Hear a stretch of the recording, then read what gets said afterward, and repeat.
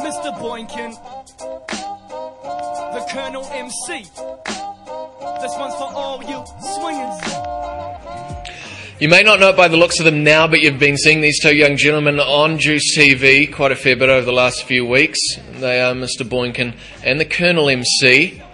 This one here without the comb over today, and well, they're not wearing suits. They're looking great. How are you, fellas? Good, thanks, bro. Yeah, good, mate. Good. Nice. Otherwise known, of course, as Johnny and Luke. Tell us first of all where your respective names came from. I'll go first. Okay. Well, back in the day, it was about my 18th birthday. Had a big party at my house, about 50 people, and we all, got on it. And then we were rolling into town, and my brother's band were playing at the local pub. I head into the bar first, followed by about 50 of my mates, and the lead singer of my brother's band go, "Oh look, it's the Kurnel and his army." And I was like, "That'll do." Nice. Yeah. So that's my story. Excellent. And Mr. Boinkin? Once again, based around getting mashed in the bar with the same band, having a good time, and it's kind of about the way I move, Yeah, he always does the boinkin, and it's kind of out of time as well, which is really cool. Oh, it's beautifully out of time, perfectly out of time. Hitting with pinpoint accuracy, and the keys let you know that we banging the beat. My flow is laid down so passionately, but without the team, it would mean nothing to me. So then, from going from an out of time sort of head nod, how did you get into making music? It actually started before the out of time head nod thing. Like, I just used to piss around with computers, basically. Squeaks and bleeps is where it was all at. And then, we kind of started doing music with the band Master Pilot, and just started making beats with Plimsoll, the drummer. So that's kind of how it started for me. Right. Okay. Maybe you want to break down all the members and collaborators of Mr. Boinkin and the Mank. Mr. Boinkin and the Mank is kind of like the a bit of an umbrella that sort of supports everything that we do at my place, pretty much. But the roots is kind of Master Pilot, which is kind of our little band that kind of in Nelson. So Yeah, so we kind of formed this group back in 2001, and that's a whole lot of us. There's drummer, bass guitarist. There's about 3 MCs in it. Johnny was one of the DJs. We had another DJ, Ziggity, and MC Styley and Lazy J and myself. And we just kind not to forget the fro. The fro love, of course, fro the fro love.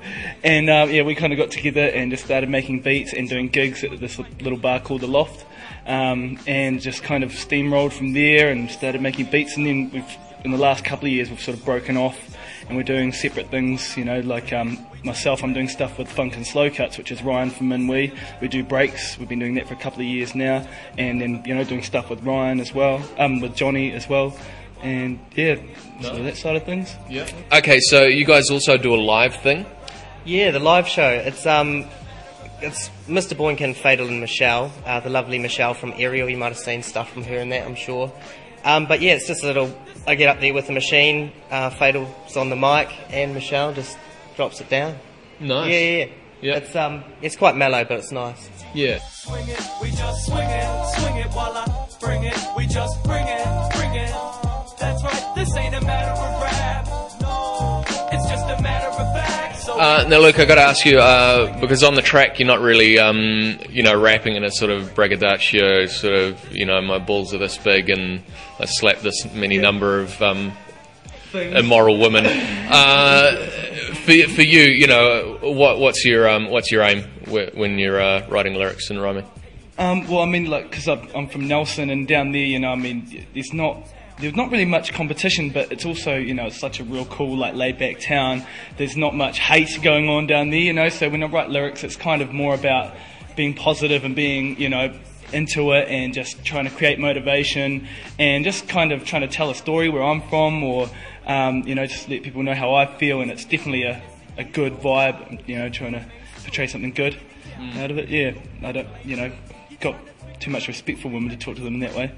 Very nice. That's what we like to hear on the End Zone. Let's talk about the video that's been on Juice for a little while now. Swing It. First of all, the beat. Did you grab a sample of an old swing band or something, or is that completely made up? It's actually, it's usually the same sort of deal for me with beats. It actually happened with Plimsoll down in Nelson. We had a nice summer together, and we had brought the lab down to set up shop for a few weeks.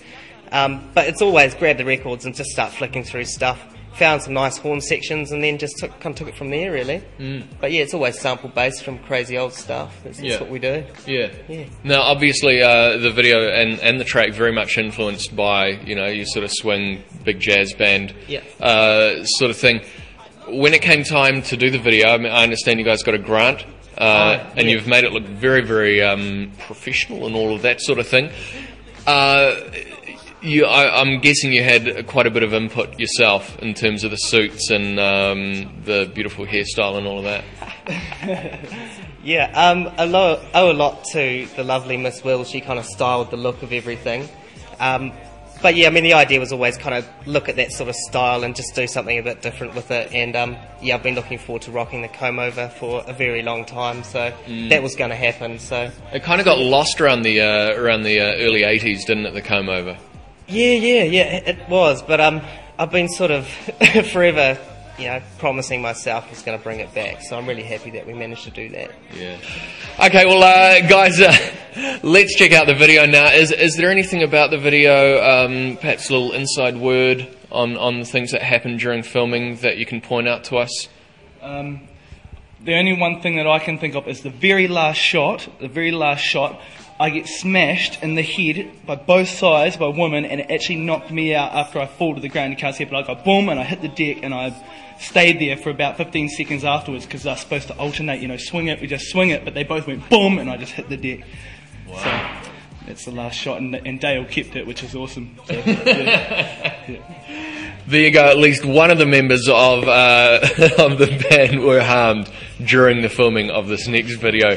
Here's Mr. Boinkin with Kurnel MC and Swing It.